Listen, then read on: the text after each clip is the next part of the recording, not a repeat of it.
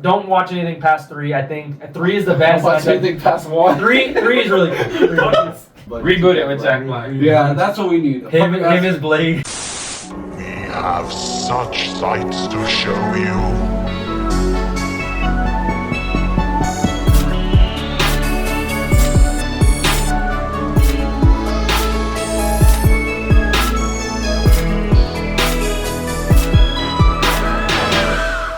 Hello everyone and welcome to the Four Dead Losers. We are the Four Dead Losers and this is Adam. I'm Ramiro. Go ahead. Jordan. I'm Justin. Today we're going to be talking about the Puppetmaster. It's going to be exciting. One of my favorite B movies for horror, which is awesome. Again, very important to note that it is a B movie. This was never intended to be an A movie. It's like a C movie. It is a B movie. How dare you? So we'll go ahead and give our non-spoiler thoughts. Jordan, we'll go ahead and start with you. Where do you rank this movie for yourself? Okay. Was it the best movie you've ever seen? It might have been. I don't know. I have a couple of just bullet points. One, I'll start with the pro, just to lighten the atmosphere. The soundtrack was pretty good. Soundtrack's fire. That man Richard Band, he composed it all. I don't remember. He killed it. It didn't really sound like a horror movie soundtrack, but it's okay. Oh, yeah. Overall, I feel like the movie feels aged, which is kind of... A lot of the older movies we watch will feel like a product of their time. Mm-hmm. I understand it's campy. I can see why people... Like, I can see why it's gained a cult following and why people, like, fall in love with it or whatever. There's, like, 20 of them, too.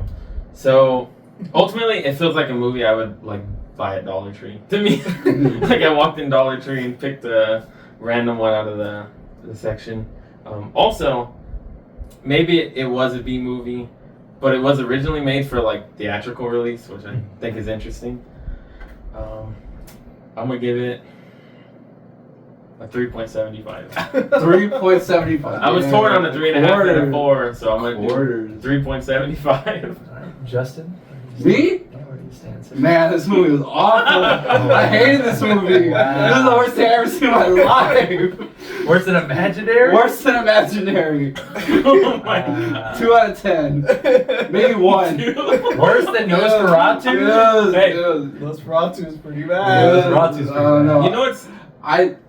I sat during this whole movie and I kept thinking to myself, who is this movie for? Like, it's like really like, I don't know.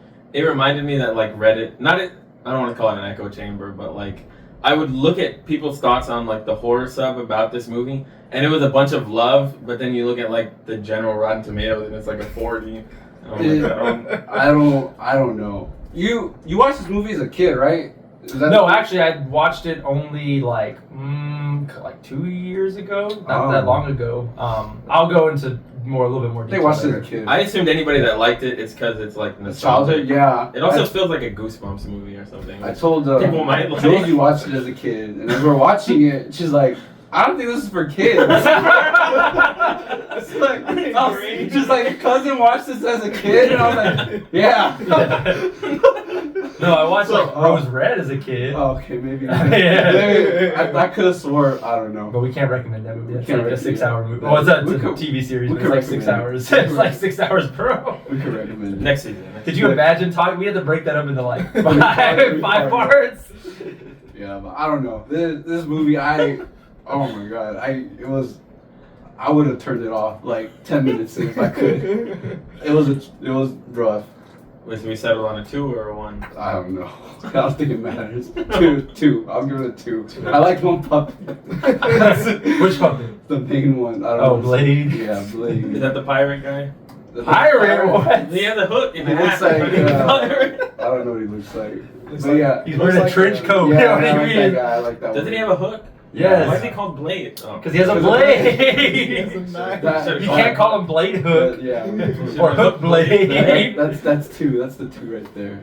That's my thoughts. Ramiro, what do you think? What are your thoughts? I'm scared. So, not spoiler thoughts for myself. I did not enjoy this movie. I'm gonna be honest. But I enjoyed it more than Nosferatu. It didn't put me to sleep.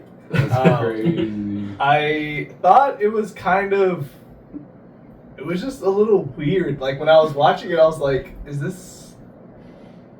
I don't like. I get that it's a B movie, and it had to have some sort of success in order to spawn 7 sequels. I think the total 12 budget, sequels. 12 like sequels. for the whole, 13 sequels. for the whole franchise, the total budget is like $4 million spread across all 13 movies. So Dang. they were running on a decently low budget. This one was 400,000. This one, the earlier ones probably had more budget because I think they were backed by Paramount. And then after I think 4 or 5 is when they lost Paramount, and then they probably that's where the less budget comes in after. Yeah. That's really interesting. I had to check that I was watching the right movie. I thought I was like, I had to make sure like 3 times. I'm like, this can't be the same puppet master he's talking about. But overall, I mean, like the plot was kind of whatever. I wanted to see. I'm gonna be real. I wanted to see more of the puppets. Yes, I'm Like going to go that's, into that. and I think I don't really know a whole lot about the series, but I think that's people's main, quote unquote, main complaint about the first one was that like they just want to see more of the puppets, and I can definitely see that. Mhm. Like it definitely left me wanting more, I guess. Like they all had their own time to shine, except for the guy with the, we'll get into it a little bit with the spinny head. Oh, Jester. That was Yeah. cool. That was Jester. cool. So, but for myself, I'm probably gonna have to give it like I'm sorry, Jordan, but it's right there with Sinners with the 3.5 out of 10 for me. Coming into it, I thought if Ramiro gives this a higher score than Sinners and Nosferatu, it's over. Okay, that's fair. I'll accept. Dang, I had the highest score out of us 3. Should have gone lower. Adam, non-spoiler thoughts for you? For me, I really enjoyed like the B movie horror aspect of it. So going back to I think what Justin had said, like I could see people liking this for like the nostalgia aspect. That is kind of true. So like to kind of give, I guess like a quick background on the movie. So it's made from a smaller studio, right? Yeah. And so the creator is the founder of the studio. It got backed by Paramount. This movie was supposed to be, like Jordan said, released in theaters, but the decision at the last minute was to send it straight to video because that was kind of becoming more popular. This movie came out in 1989, so you have to imagine like Blockbuster, Hollywood Videos, things were starting to pick up. Yeah. And like Justin was saying, like like this is something that was in video stores, and I definitely came across this a lot with a lot of other movies and horror that like I usually never like picked up and watched because I was like, I didn't give it like the time of day because it wasn't like it wasn't Chucky or Halloween or Friday the 13th or Freddy, so like I didn't know any better, right? Because the internet was still barely a thing, and you like you didn't really see a lot of this unless you were in the know. So hardly anybody had internet. Yeah, and so this movie was one of those ones that kind of gained a cult following because people did enjoy it. Like for thinking back, like what you maybe had for horror in 1989 that was maybe away from just your typical mainstream. I think it was a product of its time, and it does still hold some things that are kind of interesting, which, again, I think the big point that everybody loves is the puppets. Like, that's the idea, right? Like, that's where you're getting most of the, what's the word I'm looking for? The charm, pizzazz, like, yeah, where you're getting a lot of that love is for those characters. Because even though they're puppets, they actually kind of have their own little personalities, and even in this movie, they're not even doing a whole lot. I think total screen time for this movie, somebody clocked at somewhere between 5 to 7 minutes. Like it's very minimal. It's very minimal. And the reason for that is because it's stop motion. So it took a lot of time to, even within like a couple seconds, I think somebody had said like even an average of like 7 to 15 seconds took like 2 days to do. So you have to imagine like the amount of time for each of those puppets to do something would have taken time. But basically if I gave it like with just my personal feelings in it, I would give it like a 7.5. I prefer some of the later installments, like 2 and 3 are better for me. But like if I was being honest, still looking at it through a lens of a B movie, I'd probably give it like a 6. Like it's not great, and definitely its age shows, and the story is kind of like it's interesting and the lore is interesting, especially if you know what's coming up in the later movies. But it is not definitely an easy watch if you're like not really in the know. And definitely I could see like some when you watch it for the first time, being like, what am I watching? This is the weirdest thing in the world. But I think as you get into the later part of the series, like 2 and 3, then you kind of get an appreciation for the first movie, laying the groundwork for the universe. I think it's kind of like that. It's like it's building the universe for those puppets, and for you to like get the enjoyment out of it, and only seeing them for 5 minutes kind of says something, right? Like that's kind of interesting. And so for me, yeah, that's kind of where I would land, probably like a 6. Yeah. All right. Cool. So now we're going to go to the spoiler section of the review. So if you have not seen it and you somehow have missed it for the last 20, what is the math on that? 36 years, then we're about to get to... No, I'm kidding. No, I'm kidding. So yeah, we're going to jump into the spoiler section here in 5, 4, 3, 2, 1. All right. So I think we kind of touched base a little bit about everything. This at one point had the most horror sequels. Didn't want to throw that out there with 13. It got beat out by a terrible straight-to-video franchise called Witchcraft, and that, like, I looked it up because I'd never heard of that one. I'd never seen it. And it, even people in the like different threads I was seeing were like, no, that is like, it is an awful franchise. Like the fact that they even made that many it's insane. Like they were really bad. Like there's no cult following for that one. Like that one's really bad. Yeah, it didn't even come up when I looked it up. Although when I still keep making them. No, they stopped after 2016 or 13. That's why I said I feel like this one should have an asterisk by it, because like Halloween and Friday the 13th are like movie theater movies. But this does have a cult following. Also, looking this up is how I found out The Mummy has like 12 movies. Mm-hmm. The Mummy has 12 movies? Yeah, I said. Like the Mummy, like the Universal one? No. Oh, well, maybe, yeah. Because it's the black and white, and then they have the sequel, and then they have all of the Mummy meets Wolfman, whatever fucking movies, and then they have the remake. Yeah, but that came out like so early. And then they have the sequels to that, and then they have The Rock's Scorpion King, and then the Scorpion King goes. Oh, I forget that. Hey, there's 28 Dracula movies. Well, I think at a certain point they like it with that much of a gap. And it is important to note too that like, especially with the earlier ones, they had year turnarounds. Like these were like being made every year. And it's one storyline until I know one of the recent ones was like a reboot. Yes, yeah. I'm not going to go into detail with that, but 1 through 3 for sure. If I could suggest any of them, 1 through 3, I hated 4 and 5, and then I didn't go past that. Okay, so the opening sequence is basically showing the puppets with the hazy filter. You get the extended, like, every producer, director has to be, like put in there. It opens up the actual scene.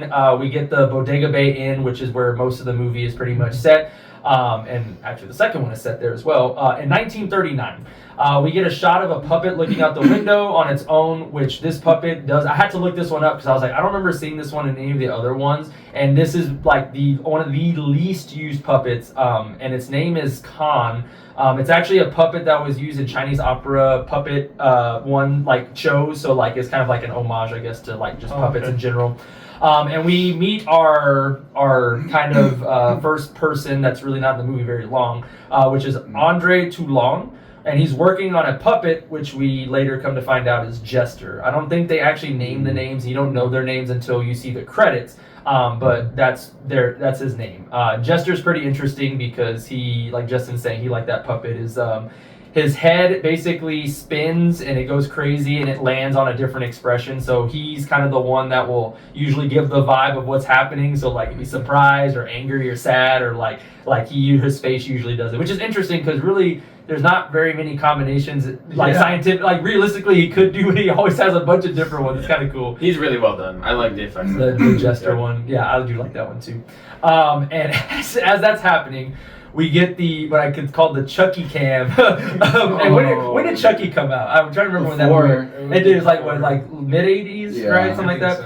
So and it's like basically like low camera angle, like you can tell something small running, and obviously if you see the title of the movie, you're like, okay, it's probably a puppet, right? With ASMR, bro. Yeah, he's breathing, like he's hard breathing too. Which in the moment I kind of didn't like, but now that you're talking about it, I think that's a clever way to incorporate the puppets without having to do stop motion for the whole. Like, yes, we see him it's the actual guy running with the camera. They put it on a race car.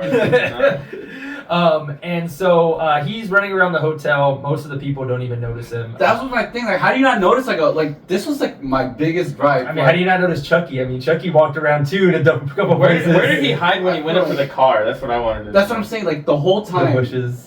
Child's Play was 1988. Not that. They're probably in production at the same time. They were in production, yeah, as that movie came out, and that's November 1988. So that's kind of really close. That's really close. They I use don't the know. same camera. Yeah. The same Yeah. camera. As that's happening, we then notice a car pull up. Some evil henchmen walk out. The Men in Black. The Men in Black, yeah, they're like in trench coats coming in. They got the hats and everything. So basically, as that's happening, the puppet in the window kind of warns Toulon, and he responds he's like, okay, it's okay, I know they're coming for me. And then we get more puppet parkour, like he's like dropping over like different things and doing all these cool motions. And basically, as that's happening, we kind of lead up to Toulon slowly putting away different puppets. He's looking at a parchment paper that we see is like an Egyptian parchment paper because it has like the different hieroglyphics and things like that. We actually see one lady actually finally sees Blade, and they both freak out. They're like, ah! And he runs away. We get our first like true stop motion. Like you can tell, it kind of looks cheesy. And as Toulon, he knocks on the door with his little hook, and he lets him in, picks him up, and Toulon's like, Blade's freaking out. And he's like, it's okay. And he's like, a shame we don't have more time. Like, and he puts him away. And he's like, I'm gonna keep y'all safe. Like, don't worry about it. As the puppet, went up, Blade went up in the elevator. We finally hear that the henchmen speak, and they speak in German. So we can assume that this time frame, these are people from around the World War II era. So they're probably people that were in the Nazi regime. Which I'm assuming that lore comes in the later movie. Yeah, it comes in the third one. And just as the guys come to storm the door, Toulon basically takes his own life. And they get into his room, but they're looking for something, but He hit it in the wall. He hit it in the wall. It's a And little sticky. yeah, so they assumed that obviously they probably never found it because he hit it. But they knew that they were coming for him, and again, I won't spoil the lore there, but so essentially that is the opening sequence that then leads to our Yale University, present day, 1989. Professor is asleep at his desk. He's having a nightmare. Guy's holding a gun to a woman's head, says you can't save her, laughs. He starts bleeding through his white shirt, which is, can't see. You can just see his white shirt. You just see the red start kind of building up. And then he opens his shirt and he's screaming, and it's leeches on his body. And he's like, ah! Didn't like the audio quality here. I thought that was pretty bad. This was one of those okay, this is where the budget. This was one of the bad things about the movie. A lot of the voice acting is. He's like, this was the bad thing about the movie. Yeah. I'm being honest here. The blood was cool, and then he opened his shirt, and that's it. And there's the leeches. Yeah. There's the leeches. And a lot of this is just pretty much we're getting introduced very quickly to the different fucking Avengers. All the different psychics. I mean, this is stock horror movie, right? The psychics have to go to some area, right? So they essentially assemble. We meet in the second psychic that's at a carnival. I like what they did with her because it paints her as right, we all assume all psychics are faking, and it seems like she's clearly making shit up. So I think when she was legit, kind of was though. She was, because she's like, oh, you're not gonna be long with your grandma. She's like, my grandma's dead. Well, I met your grandma. I was like, oh. And then, what is Barbara? It's Barbara Compton. Yeah, she's a famous actress too. She goes, I'm sorry, babe, or whatever. Yeah, it was So she's a psychic at a carnival, but she's lying to them. But then she starts spazzing out for real, and she's having a death premonition. She starts kind of gagging and choking, and she sees a blade. It's her crawling in the hallway, and then she sees the blade, and it swings, and then she cuts out of that. We cut to the research lab very quick. These are pretty quick cuts. We run into the lab where we meet Frank and Carissa. Basically, won't go into detail there. Just creepy researcher. And we don't really know what Carissa's power is yet, but he does bring up how she's not able to sense something from one of the people that they're experimenting on. He thinks it's odd that she can't, but I think it's because she's not in the room with her. Once we know what her power is later on, that she's not able to read what he's reading. we get into Alex again. They're still at that research facility. Alex calls him. He says they were expecting the call. We don't get any premonition from those two, but they did say they had been contacted too. And he's like, that means Gallagher has located the place that they're where the old puppet master hid. And he also said that they also contacted the White Witch, which was Dana, which we learned was the person at the carnival. And they said they need to meet all collectively because it may not be a friendly meeting. So we assume that again, whoever this Gallagher is, they're sending a message to them, and it must not be good that he's sending a message. And that's kind of interesting that they have like a psychic connection that they can be like, show up, it's the Avengers. Yeah, roll up. They meet at the inn. They meet with Megan Gallagher, which is the wife of Neil, which is how now we have a name to the Gallagher name. So Neil is the husband, which they knew, and Teresa, which is the house. I say house is like the person, the innkeeper. Yeah. They're ready to meet Neil, and they find out that he's dead. And he did not want to be buried until the psychics arrived. So it's very particular about that, because they were even too. Dana was like all about like just already like crapping on Neil. Like she was like, man, blah blah blah, this and that. And then it's like right Neil's like like Neil's dead. And she's like, in the other room, it's not even. Yeah, they cut to the casket, right? Like they cut to the casket, and they're looking over, and they're like, oh. Frank asks to stay behind with Dana and Carissa, and Alex looks kind of like, what is wrong with y'all? That's kind of weird, but he ends up leaving. He's like, whatever, I'm not staying here. Teresa, very particularly, there's a callback at the end, makes certain to tell them, don't touch the body, like, don't mess with the body. And Dana was curious, like, why they couldn't feel that he was dead. So they have that connection, but at no point when they got the premonitions or the communication did they feel that he left them. So she thought that was kind of odd.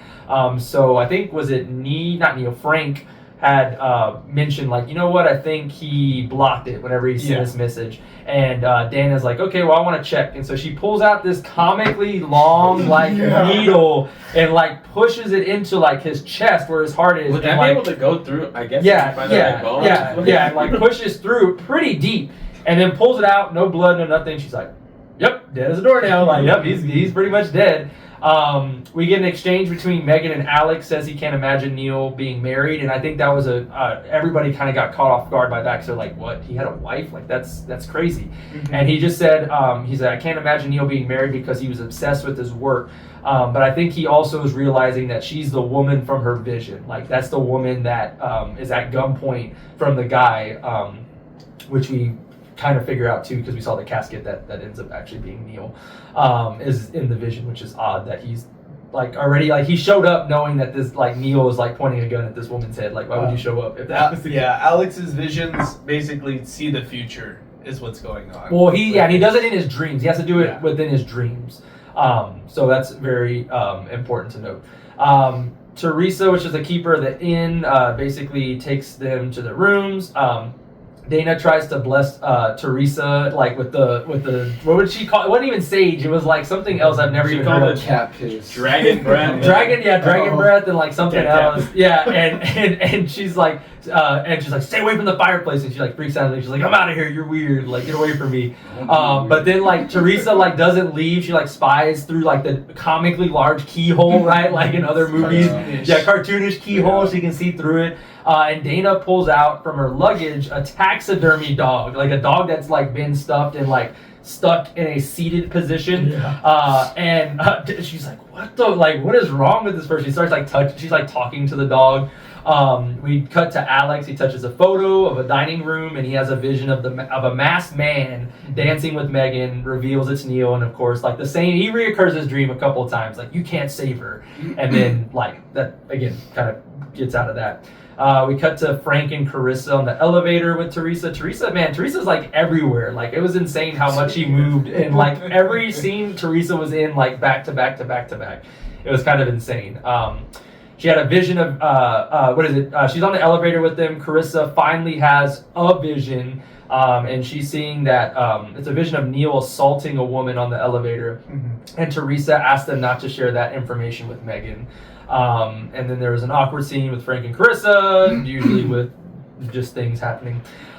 We cut to the coffin with the zoom in, and we reveal our first puppet. We see the hands come out from underneath, and Like they're full-size full-size hand. Yeah, That was full-size another thing, I was hand. like, what the hell? Yes. And then we reveal our first puppet that goes by the name of Pinhead. Right. He has a Yeah. large buff body, and then like a little tiny like cone head. Looks like Patrick Star. It is Calling Pinhead. Who you calling Pinhead? Yeah. Dude, he looks And then they us. alternate, like, throughout the movie, they'll alternate between, like, the fake puppet hands and, like, real. So, a fun fact about that was to get into the scenes where they actually used the hands that wasn't like his full body claymation stuff.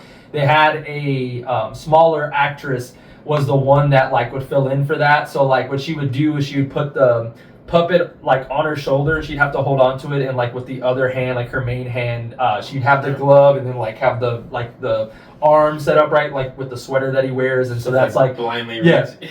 that will blindly punching. I mean, that was she was throwing like because I mean that's his whole thing is he just throws haymakers. Hey, there's Just, like punching. there's like a choke scene. Yeah, a choke scene. He like Fucking hand. yeah, like meaty hands, Mike. Bigger hands than Mike Myers in Dead by Daylight. He should have walked. He should have walked on his hands, bro. That would have been. Well, you know, he had little tiny legs. That would've been kinda cool. I would've He been had okay, like it's yeah. like he had like the regular sized puppet legs, but then like his torso just gets wider at the Yeah. top. It's just like big.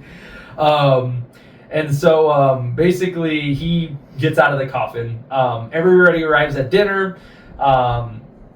And it's the dinner table that he saw, I think, in the picture that he was touching that he had the vision in. They're at dinner. Basically, Dana goes off and is just basically just like talking shit. yeah, just talk like, dude. She's just literally trying to start a fight. Was She's she just trying- drinking or something? Yeah, she was She drinking gives too. like alcoholic. Yeah, she was just constantly just like dogging Neil. And then that just eventually makes Megan mad, and she like storms off, and Alex kind of goes to follow her. Essentially, Alex asks who they are, or she asks Alex who they are, and he tells them about all their powers. So Frank is just a researcher. I guess he gets visions, but we've never, I don't think the ever. husband, I thought, well, he's Clarissa's husband, but Yeah. I think he worked with He worked, Neil. yeah, he worked with Neil, but And he then- himself doesn't have. I No. don't think he has psychic powers. He's just like in. Just But like he now, he was with them. he was the Supposed to be first included. he was the first one that worked with Neil, and they were the ones that did the research. So the scroll ends up, we come to find out, was what they found that was basically an alchemist spell from the Egyptian times, where they would pass down to different alchemists, and it was a way to give life into inanimate objects. Essentially, they all were brought on at some point to work with Neil, and then he just kind of vanished and disappeared. So they brought on Carissa because she has powers into, and I don't even know if it's an actual word, but they called it psychometry, what would they call it? Psychiometry. Psychiometry, there we go. They call it like psychiometry, and it's essentially she can touch things and get feel the emotional history behind it. So that's how she gets her visions, by touching beds and the elevator and things like that, and she can get like visions from what has happened from that point. Dana is a clairvoyant, and she can predict the future. She was the one that actually I think figured out that Toulon's last location was the hotel. And then Alex, she's like, "What's your power?" And Alex is just like, "Oh, I just dream." Like that's his basically he just gets premonitions from his dreams. And basically I think they had brought up that like I think this is what set Megan off, was like they were like, the psychics were like, we're coming to get what's ours, because like he basically like took the research and ran. They screwed them over. And yeah, they screwed them over, which for them, I guess, I don't know if they're gonna make money or they want to be immortal, whatever. So yeah, Teresa, we get into her. She ended up getting whacked literally by the fireplace. I swear to God, you Fireplace. can hear like the rubber, wouldn't it? Yeah. I was so ready for yeah. this kill's gonna be Yeah. epic. It's like a. I think I checked out right there too. Once I saw that, I was like, oh no. Yeah, This is the movie. I like the they kept on playing to the piano, right? The stock, like you usually get like a piano and you hear some noise on it, and it like sounded like almost like a cat running across Yeah. it. It's just like Yeah. it's just Pinhead running Yeah. across. But I liked, again, it's subtle, or not subtle, it's pretty obvious, but like they I think pan to that poker like 3 times before They like do. he finally picks it up. So I was like, okay, yeah, she's gonna get hit by that. Like it's pretty I apparent. don't know. The awful way to build tension. Yeah. I was just mostly mad with the actual kill, like the execution. Yeah, I mean, all of the deaths. I thought it was gonna be like a stab or like a. Yeah, like something. I think they saved it more for like the later ones and some of the later like visual things that they did. Again, budgetary wise. There's one or two Oh, decent yeah. ones. I don't think you should use a budget as an excuse. And it shouldn't be, Like, you're right. But I also throw out there, they also made this movie within a year, so like you had to There could be good movies that are made in a year. name one. I don't know. Blood and Honey. No. I would watch Blood and Honey over this. That's a pretty bad movie. You're going I would- Blood and Honey 2 over this. I would. Can we drag this man? Drag him on Reddit, please. Drag him on Reddit. I don't know. Yeah, okay. You can drag Blood that and man on Honey Reddit. over Puppetmaster. Drag him. I don't know. There's watching either one. Drag him. So basically she gets literally whacked. I even put B movie splatter effect. Like it just again they didn't like invest in the like Nothing blood on or- Teresa. Yeah, it was on the log. It was on the log. Yeah, because they hit her and you don't actually see any like gash. You just see the blood splatter. That's it. So it's kind of like you're saying like a lame way to. It's also one of the only kills they actually like show in the moment. A lot of the other ones are either like a little bit off screen or like cuts away. And that's a good way to get around budget stuff. You Yes. know, Right. I think I so. almost feel like I'd rather have. All the budget went into the stop motion. It took 5 people to control just Blade. Like that's crazy. To pull the chair, To bro. pull the chair. So, anyways, we keep on cutting. We cut back and forth between a couple different things. We are in Frank's room with Carissa, and he believes Toulon's secret is there. In the room?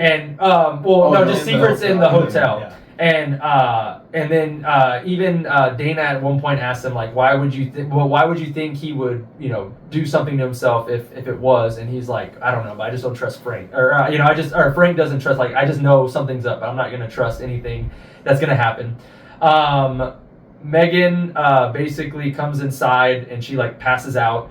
And you hear screaming and everybody's like, what happened? They go in the living room and it's literally Neil's body just sitting up, like legs crossed, like in the chair, like super Eyes super open. weird. Yeah, eyes open. Like, dude, I would freak out if I saw that. And she like basically passes out. So basically that was kind of a weird, scary moment. And so they're like, oh, who moved the body? And I think they even put like, it was Teresa. Like Teresa had moved the body. Blame it I on can't her. find her. Yeah, and I mean, but she just got whacked. whack. Every time we gotta get a whack counter at the top. I know. Did Dana never go back in her room? Like, Yes, it was kind of gone weird. by then. Yeah. We get then again they move the body back. We get to cut to the jester shadow behind the curtain. You see his outline and you hear the jingles from his hat. And it's just Megan looking over Neil's body. You think that they would take Megan out or something, but they don't. Frank prepares for their experiment. Don't need to go into too much detail. Bro, why there. did he? That was like, okay, like Why what? the pantyhose on the head? Yeah, bro? they- He came. I'm pretty sure that's when Amanda texted. What? Who let Adam pick it? Yeah. This is one of those like it was very like I was like okay it was one of those okay it's probably like a late 80s like okay we got to get something in this movie. But like, this. why? Because- Why for so long? It felt like a direct to DVD movie that would not be. This is what a different kind of direct. Yeah. It's not important, but like it shows at the end of the scene. They're always so quick to show like females naked, but never men. Like she gets off and all his clothes are on, bro. I'm like, what? I don't know. I just think the whole this was kind of unnecessary. I was like, well, Even in- a lot of the movie was like, okay. Even in the elevator scene, like it's touching on a serious topic, and then they just have to show. Well, like, even then, like, I don't know what the relevance of that scene was either. Like, just that Neil. So the relevance is like yes Neil, but that's like, it. But like, they could have literally done it any other Just way. a great distrust in him. I guess. Yeah. Well, yeah. Just knowing that he's a bad guy, like just really further pushing that he's an awful person. I think it also pushed that like Teresa may be in on it too because the fact that like she wasn't like aghast, she was just like just don't tell her about it. She's already upset. Like it's like I don't know. Like feel like something. Yeah, I don't know. we get a cut to Dana blessing the room door with her. She basically like is saying something with the candle, and she like lights a paper on One fire. of the only good effects, right? That was there. actually okay, that was kind of cool. I'm pretty sure it's just cool. like the paper that magicians use. Yeah. I had to imagine. Okay. It's still cool though. Yeah, and it like lights on fire and like disappears, and so she says Neil intends to kill them all, and it's the door for Alex's room, by the way. She then gives Alex protection with a chicken foot and wipes like the blood on the thing, and I was like, did she like bring a live chicken, or does she like have the parts of the chicken ready, It or was next to the dog. Yeah, I thought I was a little interested in that. I was like, where did the chicken come from? Like, I want to know the lore behind the chicken. I think we need a movie just about that chicken. And so it cuts back and forth again between Dana and Frank and Carissa's experiment. Important to note that Carissa ties Frank up. That's going to be important because he's going to be and blindfolds him. And blindfolds him. Alex finds a candle to light from Dana in his room. It's like a red person. So I think he ends up lighting it. Like he kind of like low key is like, okay, I'm getting blessed by the witch here, and then like still lights it anyways. I think he kind of low key's like, you know what, we should probably. I've seen Sinners. I know I need to like. I need to believe in this. And so he lights it in the candle. There is a puppet in Alex's room running around, but we don't know who it is. We just know that it's a puppet. But he hears a knock at the door, and when he hears a knock at the door, the puppet ends up using that to escape. So the puppet, I don't think actually really intended to be in there for long. He just wanted to know, or he needed to get out at least. We get a cut to Dana with a similar lit candle, except hers is black, and she's next to her dog, reading her tarot cards, which is kind of creepy. And I did put an important note that I didn't realize until I really did a deep dive in the synopsis, that the puppet, I think, had to leave, and the reason why he, here in a second, looks in between Alex's keyhole and Dana's keyhole but doesn't try to go in is because of the protection spell. Like, this is the reason why he gets out and the reason he can't go in Dana's room.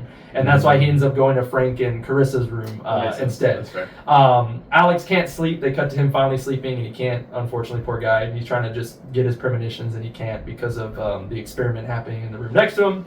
The puppet... Was it next to him or above him? It was next to him. It was next to him. They're all the same hallway. It's all the same hallway. They're all the They same were being floor. very loud. The walls are thin. The walls are thin in that giant hotel. They couldn't even space out as a giant. Yeah, like this literally. hotel is like, what do you think? Like a couple hundred rooms and like Yeah. And they get the the rooms right next to each other.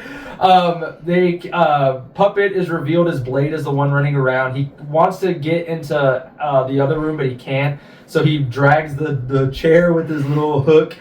He sees Dana, can't go in. He goes to the next room. He sees Frank and Carissa. And then he moves out of the keyhole after he sees what he's doing. And then we see the next person, which is Tunneler, look through the keyhole. And he's the one that actually ends up going Which one in. is that? Tunneler's the one with the drill. Drill on in his his head. head. Of course. Yeah. So he opens a door. Carissa sees it. And like doesn't see him in the doorway. She just sees that the door's open. So she freaks out. She's like, something's in the room. It has to be somebody's in here.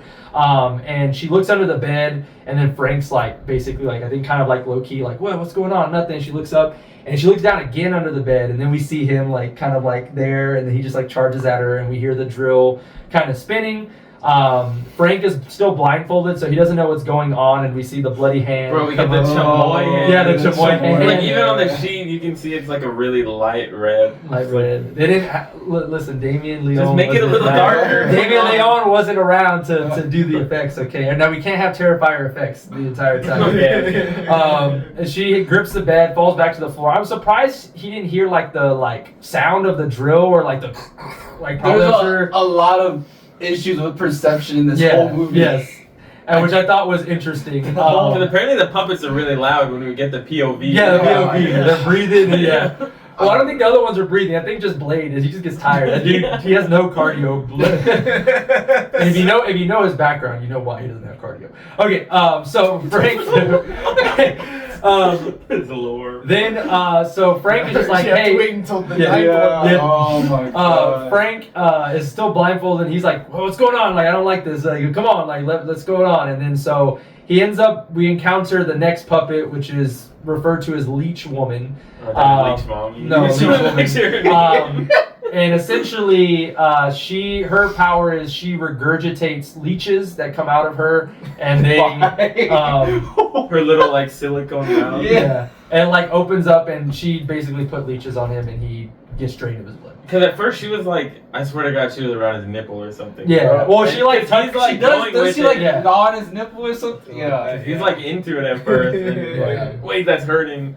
Oh, And yeah, Alex in the other room still trying to So he's like, I'm trying to sleep, and he just hears, ah! Soft They also like, I know leeches get bigger, but they went from like this big to. I mean, that's a lot of They blood. probably- That's a lot of blood. There's a lot of They blood. drained him. It's a Yeah. lot of blood. We get to cut to Dana walking around with her dog drinking. She runs into Alex, invites him, turns her down, like, hey, yo, no, I'm not about that life, you crazy. And so she goes back into her room, and she doesn't notice, but when she turns on the light behind her is Neil sitting in the chair. This was also important to note because Neil was the one that walked into the room, or we the assumption that he was put in the room. That's how the puppet got in that time, because he couldn't get in the first time because of the spell, but since I guess he walked in the door, then that's how the puppet got in with him. She does this little like some voodoo stuff on him and closes his eyes. I don't think she actually touches him, and it's kind of cool. I thought that was kind of cool. His eyes don't even line up right. You can see him breathing. She doesn't. Yeah, she's like doing like the rattles and stuff too. And I like the line. She's like, "We put the dead to rest." Like she's like knowing like we don't play that game around here. She didn't even move him. Yeah, doesn't even close his move. eyes and, okay, on to the. Yeah, I'm gonna go to sleep now. Like, I don't even. As she's walking away, Pinhead comes from behind her, throws her onto the bed, flips her from her legs, and like I think at this point we should know that he has like strong. He's pretty strong. And so he like twists her over, but while doing that, I don't get how his strength works. Yeah, he like it didn't look painful when he did it. Yeah, well, I mean, he doesn't weigh anything, but like he has power. So he like twists her ankle. So could he just magically anchor himself to the ground and not move? If he held something, I'm sure. It's just his arms that are strong. Yeah. So he skipped leg day. Yeah, he skipped leg day. He like twists her leg and like twists her ankle Snaps her essentially. leg, yeah. And again, he was able to get in because Neil was in. And so basically, she goes into the hallway. We get the actual premonition of like what she saw at the beginning of the movie, her dragging herself, trying to get away from him. She threw him against the wall to get away first.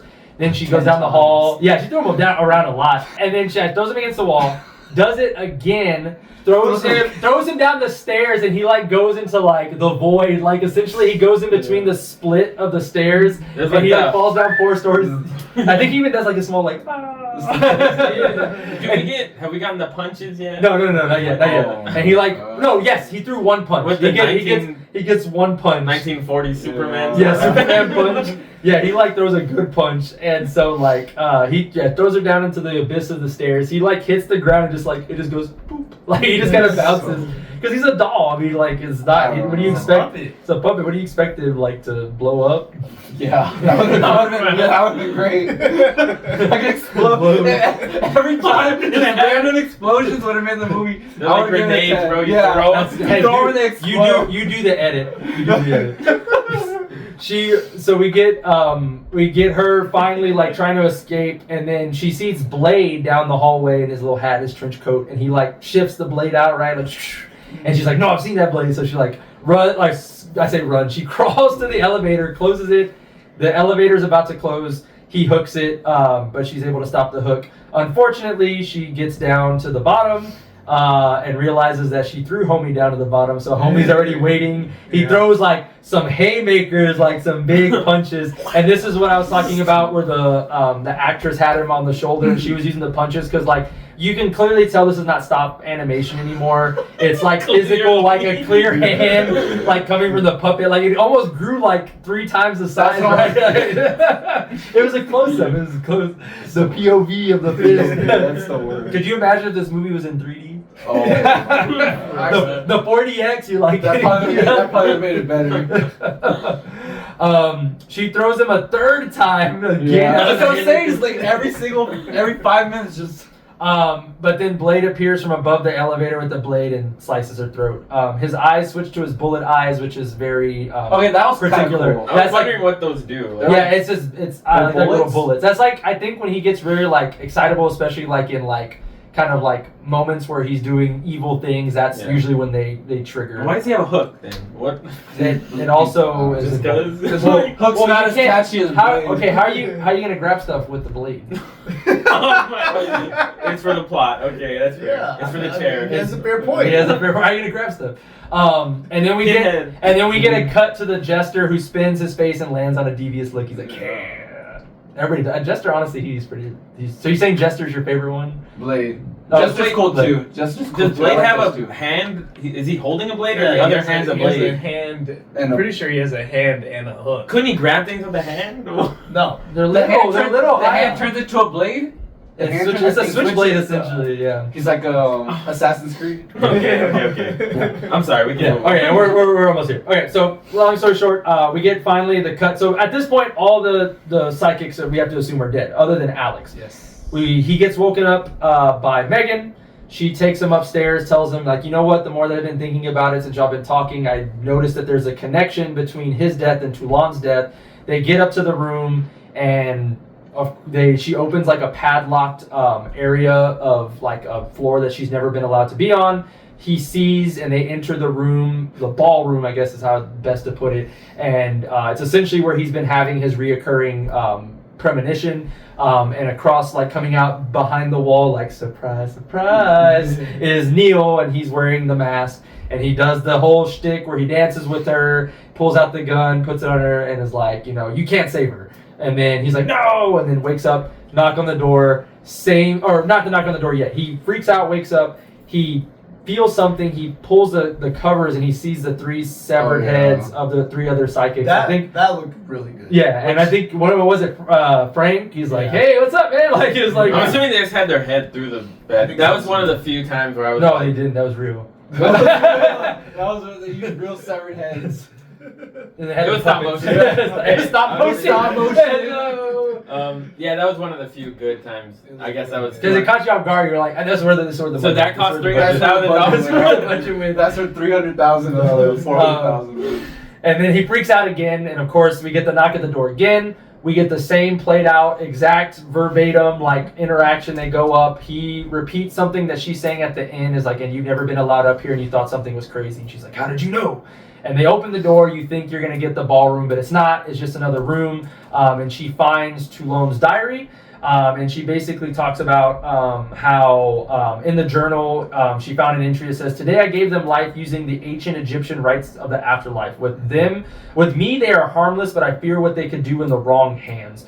And he sees Neil in his head with the dog and points the gun at himself and then at the camera to we assume is Alex. So he's having premonitions now outside of his awake. So I thought that was interesting because I don't think he's never had premonitions like awake at this point, but he's starting to have them like more recurringly. So I think he can kind of feel that something's happening. They run downstairs. He's like, "Okay, let's get out of here." And he has another dream of the other psychics basically talking in the dining room, and he's like, "Okay, that's where they're at." So that's his premonition, knowing like, "Hey, we need to go there." So he goes. He finds all their bodies of what's left of them. There's the other 100,000. Yeah, that's the other 100. I thought that was good too. Like We they finally showed see, the like drill the mouth. drilled mouth, the leeches, like what was left from the leeches. All the kills we barely saw, and now we. No. Yeah, you see what the aftermath of it. And Neil appears alive. They're with the puppets. He says he offed himself and brought himself back to life using the technique. His goal was to live forever. He took everyone out since they were connected, and they knew eventually he would find out about his secret. Tired of playing, and he was just basically tired of playing with the puppets and other people. Like he was ready to take it full scale, like doing it like fully on himself. What I don't get about that, what did you say? He said he took them out because they would know, but now he wants to bring them back. That was like his other thing. Well, so I think so. The thing is, when you bring them back, there's a whole lot of lore into it without going into detail. Some of it has to do with like, I think when you bring them back, some of the free will is lost I'm assuming for a they're little under while. your control. To an extent, but then you find out later that that's not always the case. Or if you make them angry, they can flip on you, which we can find out here in a second. And he's like, basically, yeah, I'm tired of playing the puppets. And he throws Jester. I'm like, out of all the ones, you throw Jester, like, poor guy, like, is just there, like, as comic relief. And they just, like, throw the man. And, like, all the other puppets, like, get mad. Like, I think, like, some of them, like, look angry. Like, Tunneler looks mad. I think even Blade, like, his eyes turn into the bullets. Yeah. He did mention the first experiment was on Megan's parents, so he took them out, which we find out earlier that Megan's parents own the inn, and that's why he married Megan, so that he could basically have access to it. She tries, right all along. Yeah, she tries to slap him, and this is like classic, like older movie. Catches it, like does a full front hand slap. He hits the. Yeah, he does. Are we allowing this? Oh, well, that's why we get the elevator scene. Yes, there you go. Yeah, so they're abusive. All comes full circle. We have to have that scene in there now. He's an evil guy. Well, you didn't know, now you know. Oh yeah, that solidifies it right. And then he like basically just Alex like, hey, what are you doing? And then he punches Alex like, Alex, come on, dude. Like Alex doesn't. Like I wish he was more aggressive, dude. Like I was so mad. Like I get it. His character is like, you can tell he's like very reserved. Like he's definitely not the one that's like pushing stuff. He's a nice guy. He's a nice guy. So yeah, Jester looks sad and surprised at him attacking Alex. Like he does the sad face, he does the spin, and it's like the like sad emotion. Megan hits him with the vase. They run away. Teresa reappears. She wasn't dead after all. You thought? No, she was dead. She got brought back, didn't she? I thought that was part of them being under the control. I don't know. Maybe I don't know. I don't think I ever found that out. I think she gets brought back. That's. I assume she was brought back. I mean, she was hit in the head. Because then she re-hit the line. Yeah, she said, "Don't touch the body." But it. Yeah. I thought she got brought back. I thought she got brought back. She might have. I don't remember. And then she's gone again. Number one wasn't my favorite of the sequences. So like, I honestly forgot that Teresa came back, and then I even asked, I go, what happened to Teresa? Like, I don't remember if they pushed her or something, but then she, like, never reoccurs again, and then nobody brings it up. They, like, knock her out, I guess. Yeah, that's number two. Yeah, no, she's not a number two. She's just not relevant anymore. She's not relevant anymore. So, anyways, Alex basically kind of pushes Neil to the elevator. Pinhead closes the door and is in there with him, and he gets mad at him. He's like, what are you doing? Throws Pinhead. Again, Pinhead just takes all the beating. That's why his body's so big, because he has to be durable. Has he decapitated him yet? No. So he gets, oh yeah, he gets mad, he throws Pinhead. They won't let him out, and a Pinhead attacks Neo again. And this is where he like takes off his head and it has like the sound effect. And he hits the line of like, what did he say? I'm the master. Yeah, I'm the puppet. And he's like, oh man, I'm the master and you're the puppet. And then you hear dun, dun, dun, dun, with a little. Like, wait, Master Puppets didn't come out yet, did it? It might have at this point. I think it did. Metallica fans, please post. I think it's 83 bet. No, I don't know. I don't like. I understand they're puppets, but you're telling me the head was on that loosely, not connected to any other part of the. I was surprised it didn't pop out when he fell like 10 stories, but it was just me. As soon as, Tunneler, he basically throws him, takes out the head on the master. Tunneler drills into his leg, which we actually see him drilling into the leg. So I think most of the money came from here, these last couple effects. So we actually see what they're doing to him. That's so awful. Tunneler drills into his leg, he falls down. Pinhead puts his head back. Neil ends up trying to jump, or Neil jumps up to the top of the elevator at one point to try to get out from the top. Yeah. And Blade is up there again, and Blade ends up basically like cutting his fingers off and then like pushing them back off. Like, okay, let's push those off. And we get the green ooze, which I didn't realize this. I thought it was because of what I saw in the second and third movie, but what I read is not the case. But I think they maybe hopefully retconned it because of the other movies. Suppose they did green, because I think they said if they didn't and they did red blood here specifically for whatever reason, maybe it's because of limbs being severed, they would have had to give it an X rating. So they changed the color. Yeah, I thought that was odd too, but I think there's been other horror movies. I guess it was a different time. Well, no, remember even in Evil Dead, like Evil Dead, there was a couple moments where they had like the green ooze and stuff. So I don't think that was so much. I thought it was to show that he's not human. Yes, and that's what I thought. That's what I understood. That's what I thought too. And in the second movie, when you see some of them doing the actual ritual and seeing that stuff, it is like a green fluid. So they make it lore. Yeah, So it seems like it. Yeah, so that's why I thought it was odd. But no, when I read about it, that's actually why they did it. Was because I What is it? Imagine this movie having an X. Is this rating. movie rated at all? it's rated R. Even though it cuts away from all the rated R for the. The other stuff. The other stuff. For the other, The other stuff. They didn't want an X rating, but they. Yeah, they're like we can show this. This But is, no this blood. is I mean, it's fine. straight to video, so and essentially once he falls down and his fingers are gone, they basically Blades detaches and puts his blade in his hand to hold his other hand down. So I don't think his hand that doesn't have fingers is doing anything. He hooks his mouth. Pinhead's holding his head. Tunneler's not doing anything. Oh, Tunneler's drilling into his head, I think. And they're basically tag teaming. And then Leech Woman basically does the leech into The giant leech. the giant leech into his mouth, comically large, into his mouth, and he basically eventually. I think what ends up really killing him is Pinhead snaps his neck. I thought it was because the drill he like hit a nerve and like cracked it, but they had said that it was actually him. What an ending. Yeah. What a climax. Yeah. And Alex the whole time is like, stop! I'm like, bro, like this man was trying to like end y'all, and you're like, stop it, please. That is so like just so on brand for him. He didn't really do anything. He just threw the guy in the elevator. And then Megan's basically just freaking out in the background, like Night of the Living Dead. Just, no! Yeah. And then we cut to what we assume is the next day, And they're fine. They're fine. Basically Alex is leaving. He said, "Hey, if you see me on the West Coast, East Coast, whatever coast, hit me up." And she's like, "All right, we'll do." And we notice as she closes the door, she comes back, she's Megan. And we notice that the taxidermy dog is there in the lobby. We see it when her and Alex come down the first time, and it's sitting in its pose where it's like frozen, like it was when it was taxidermied.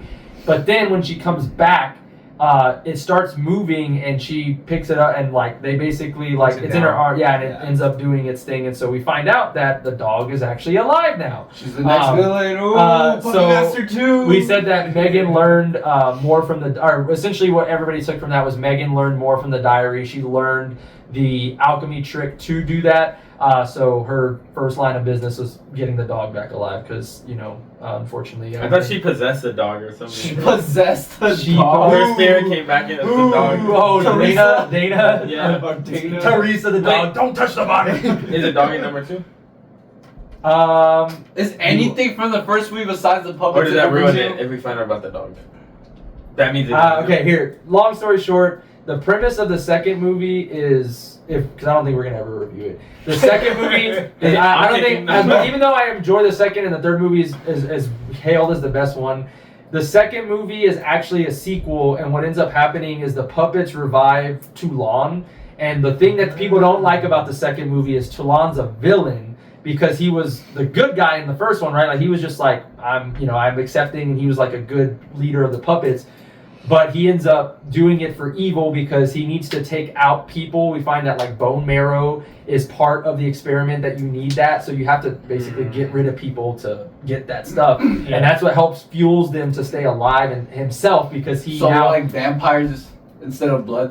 No, but they have to drain it like through other means, and then they put it into because alchemy, right? They have to put it into their stuff. The initial stuff, and then they make it into the formula that does it. They don't constantly need bone. So they don't constantly need it. It's just eventually they need more of it to stay alive. So does this ending pay off, or is it kind of...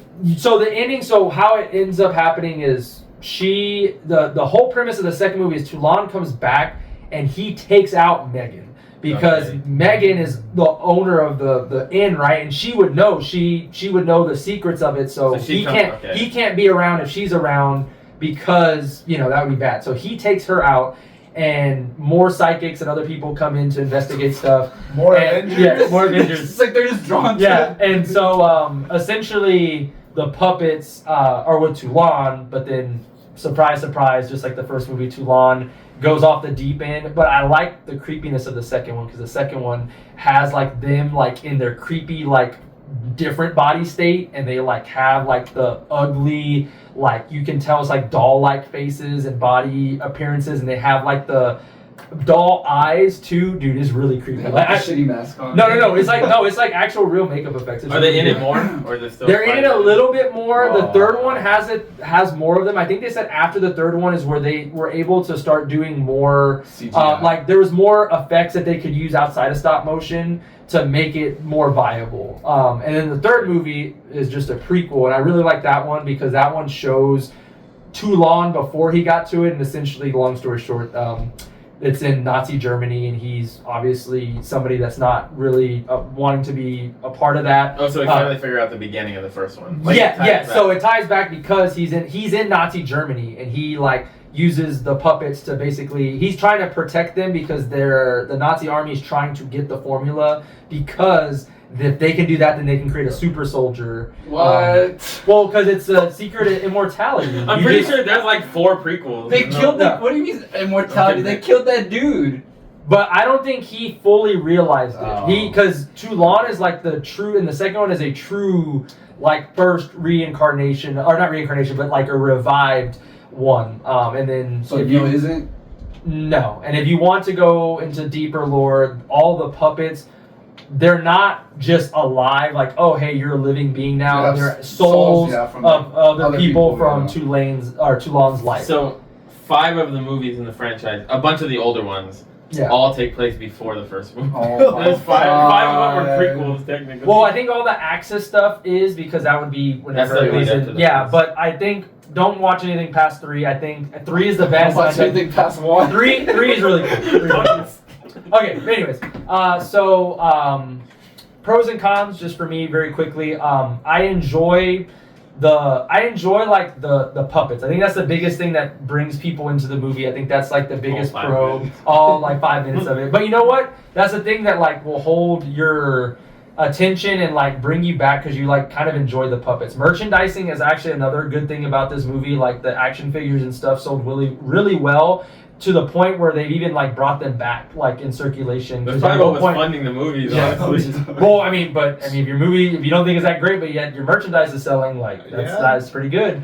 I really do like the lore. Like I think, especially as you watch 2 and 3 and you get more of the lore, I think it's really good. 4 and 5 does not add to the lore in my opinion, and it's really bad. It's when you get to really bad 90s movies. Like that's I could tell once you got to 4, it's like They went from really bad 80s. No, it was like B movie 80s, like horror slasher. Because like I mean, there's a lot of slashers that are not great in the 80s. Right. Like all of them. Oh yeah, I mean all of them.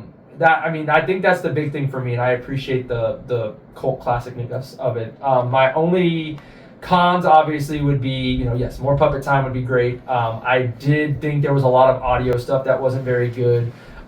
Definitely there were some gratuitous scenes like y'all were saying that were just like I think they just did it because they felt like they should do it because it's an 80s movie and like it like we have to check off the box It and was having part this of stuff. the- Yeah, and I'm just show like, off the female. yeah, it's like, and again, like I said, I too was like, I don't really care for that. And they didn't have stuff like that in the third movie. Second movie, I don't think they did either. So it was like, you got more of the story based off of this. But I think my big thing is I really like that they set the stage for the universe of like the Puppet Master stuff. And so if you can get to 3, cut there, I think you get enough lore and you can Forget enjoy the it. other 12. Yeah, forget the other 12. You don't need to watch the other 12. But I do enjoy it. I do appreciate like that the creator and the director like put this out with the intent that this potentially would have gone into theaters and it didn't. So they put a lot of like somewhat thought into it. And again, for a B horror movie in the 80s, I thought it was good for what it was. Yeah. Jordan, what are your pros and I'm cons? next. Okay. Let me see. My big gripe, a big con for me, I think, which we talked about a little bit. I don't remember if it was on camera or off. Is that I do feel like, which I understand because of budget constraints. I feel like they kind of lean on the crutch of like not showing the kills or like kind of. We do get to see them at the end or whatever when they can like make a figure that just sits there. The reason that comes to mind is because when I was doing a little bit of Reddit research on this to see like what the cult following says about it or whatever, I saw a lot of people praising like the practical effects on this movie, and I just and something specific that I quoted was somebody mentioning like the earlier movies are better because they didn't use CGI and practical effects are always better like than CGI In theory. and I thought maybe with this budget you're working with, yes, but like which again, these movies got a lot more budget, but I'm about to say something like 400,000 seems like a lot. Like compared to like when you compare it to the Terrifier. I want the inflation. Like, Give me Terrifier, what was inflation. the first one at? 50, like it was really small. Yeah. what was like, it come in on, a what- violent nature, bro? Well, they probably also didn't have like the best like personnel either. That's what I was thinking. But like movies, for example, like Invasion of the Body Snatchers or Killer Clowns came Oh. out before this and used CGI that I thought. I mean, are we really gonna say that the best part of this movie is the practical effects? That bothers me. What else? There was just a couple other moments. A big thing for me was like the bodies. I understand they're puppets and it's part of the thing, but they did so much stop motion, and maybe they just didn't again because it took so long to film or whatever. Whenever they're in battle, we'll see a couple. In battle with the blade and the hook. Especially Pinhead in that one sequence, bro. We'll see him punching or whatever, and then they just throw him and he's like a limp. You can tell they're just throwing a toy. He like hits the wall. I And mean, just, they are a toy. What do you mean? What do you mean? but like, why not do stop motion or something, or just don't show it? Like they go from being this overpowered. That would be thing hard to do like, in the air. I don't know how like aerial stop Like motion I don't know works. if he has refresh time or like Yeah. he like gets hit and he has to reboot. He gets stunned. That's what it He's seems stun like. locked. That's what it seems Like like. a boss It's just battle. Yeah. We're choking and punching and then There is a Down video. the There is a stairs. video game. Maybe the video game explains it. There's a stunt counter. video game. There is a video game. I saw gameplay. Was it good? No. Next week we're doing a playthrough. Playthrough. Little playthrough. Doing a playthrough. Puppetmaster. And then a few things in the ending scene when Neil's like trying to climb the elevator. I think when like all the puppets are reaching up at him, that part specifically stood out as like, I don't know, you could tell. I don't know if they like edited it in after. I don't know. It didn't look right. And then the rubber hand, bro. Could we not do better than the hand? Oh, when he stabs the hand. Yes, When- Neil's hand when his fingers get cut off. Oh. When they do, so there's a point when they show the hand after the cut where the fingers are detached or whatever. You can tell it's not a real hand, but at least Yeah. they did that. When the actual cut happens, you can see the like it looks like you're like a whoopee cushion. Like it's supposed to have this really big impact, and you just see it go. I don't know if any of the 80s movies had good practical effects like that. I think What was the some one? did. Did you see the one I sent y'all where the body falls on like it's like a Final Destination death and like the head fall like the body falls on like a saw that's flipped over and somehow standing upright and like the head detaches before it even touches the saw like it's just a mannequin head like. And I was like, bruh. I was like, I go, that's what we're dealing with. Here. That's B movie right there. You know, there was a recent reboot, and I haven't seen it, but if they remade this movie and you give me like some Final Destination effects on it, maybe I'll enjoy it. Just give me some over-the-top CGI with like that girl in Willy's Wonderland or whatever. When she got like super speed and she jumped in. Oh, give me the yeah, puppets yeah, doing That was bad. That was Give me bad. Pinhead like picking That up was bad. furniture. That was the worst one. That took me They out. should redo it, but all the puppets are life size. They're just the hand. You imagine the size of those hands. They would be like They have to make bigger ones. The hands have to be bigger. comically Yeah. like the Hulk hand. One pro was the heads when Alex lifts the blanket. That looked Oh, okay. And then I think when they're sitting at the table, that was like a standout of like, okay, these effects actually look all right. I don't know. That's all I have to say. That's all I have to say about it. Justin, thoughts? Cons, like everything. Like everybody. I don't know, Pros, like- nothing. I'm gonna be like completely honest. Like I was so lost at the beginning of the movie, and it did not do enough to pull in my interest. And it actually took until they actually explained what was going on. To what was it? Alex was explaining it to what's the wife's name? Alex. Megan. I forgot that. Like what they were doing, and I was like, oh, they're like all sidekicks. Like I could infer, but like I don't know. I was forgot just there was a jump. Like when they jumped time and all these people got together for this person that It had was- passed away, I thought, the intro dragged what on happened to like the so guy's much. gray hair, bro? Yeah. And then I realized, oh, it's just a different guy that had the Yeah. same exact fate. Like, It was, I don't know. It dragged The for story didn't pull me in. It was very mediocre. You gotta watch for 2 what and 3. it was. I don't know. I couldn't get behind it, and like I don't know. I'm all for surrealist stuff, but like this was like, it wasn't even like good surrealism. It was just like, what the hell? Like, It's there for the sake of being there. Nothing. I don't know. I couldn't find really good things. I like I like two of the puppets. I like. Was it Blade and Jester? I like that. You don't like Leech Mom? No. That's what I was like. Okay, like what? Who thinks of who? Like they're like, okay, we need 5 puppets, right? What can they do to kill people? Someone was like, leeches out the fucking mouth. They couldn't even bring back Khan. Sucks bro. on nipples. Like I don't know. I don't know. Did he not realize that? Like A little toy, a little Again, like, a lot of this movie would probably not exist if people just like looked. You know, somebody was holding the They just figure and they just perceive stuff, or they just like a lot of. I feel like everybody had sensory deprivation in this movie. Like they couldn't see anything. They couldn't feel things the right way. You know. Even though they're all psychic. Yeah. Like, they all have I don't know. powers. It was bad. Now when you're blindfolded. Nah, he's a weird. It That cuts guy's a off the weird. third eye. Yeah, I don't know. This was like, it was too much, and I don't know. I couldn't even recommend this to anybody. Like, I was like, you want to waste an hour and a half of your life? Like, go ahead. Come on, we're gonna have a watch party. All 13. Maybe, if I hate someone enough, I'll recommend it to them. Oh my god. I don't know. I'm all for B movies. I like when movies are bad, but like not this bad.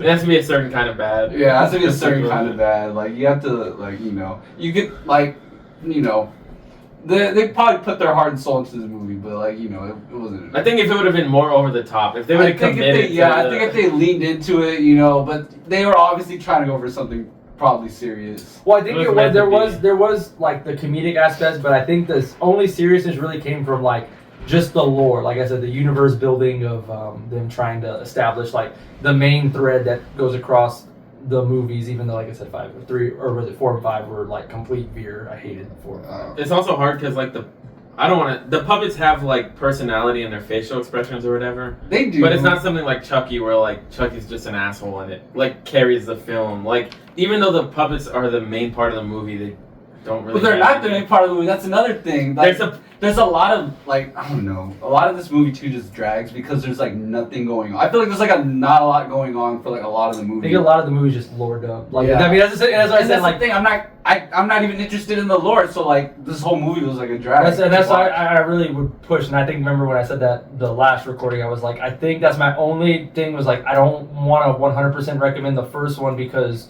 the first one is like a lot of just setting the stage and it doesn't really like I wasn't like the hugest fan of the first one. I like it, but I'm like, man, the second and third one are just better in my opinion. I was like, I really like those more. It feels like a murder mystery, man. A bad one. Yeah, I mean, essentially. It's also this came out before Goosebumps. I think. I think Goosebumps ripped it off. Man. I would have watched Goosebumps. I would have definitely watched with Jack Black. Jack Black. I would have watched that. I watched that over. You would have laughed if he would have came out and said la la la la. Chicken jockey Yeah. vibe. That's what they need. They needed Jack Black in this movie. They should have put all 400,000 of the budget. Reboot it with Jack Black. Yeah, that's what we need. Him is Blade. Yeah, he's Blade. He's everybody. They can have The Rock as Pinhead. They just make him comically bigger Yeah. and his head smaller. They just shrink his head like they Yeah. do. That's my stuff. Ramiro, final thoughts? Pros and cons for myself.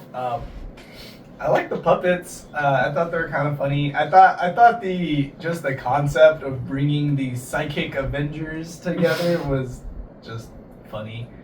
But other than that, like I feel like the rest of the movie, just like you're saying, it's mainly there to set the stage for what's to come later, and you definitely feel it in like a lot of places that are dragging.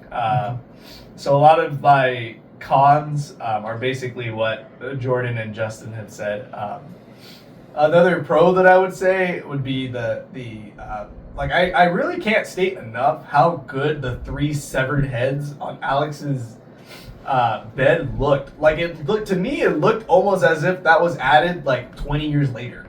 You know what I It mean? looked really good, and Yeah. it happened so suddenly. I Is wasn't it really expecting good because the rest of the movie's bad, or is it really good because it's really good? I thought it was really good. 'cause I think it's really I get good. what you're saying. I think I like. Maybe you're because just they so... got to use the actual heads. No, I'm just It's saying, really maybe good. you get so fatigued from watching the movie, you finally see something that's actually good, and you're like, oh, this is actually pretty good. You know I what think I mean? that's part of it. That's probably like a Maybe. bias. That's why 2 and 3 are good. 'cause- But it definitely felt like George Lucas Star Wars, right? When he had the money, he went back in time to fix. I needed an edited version of Edited it. Jar Binks. CGI. And in Jar Jar it. Binks, Han shot first. Everybody knows it.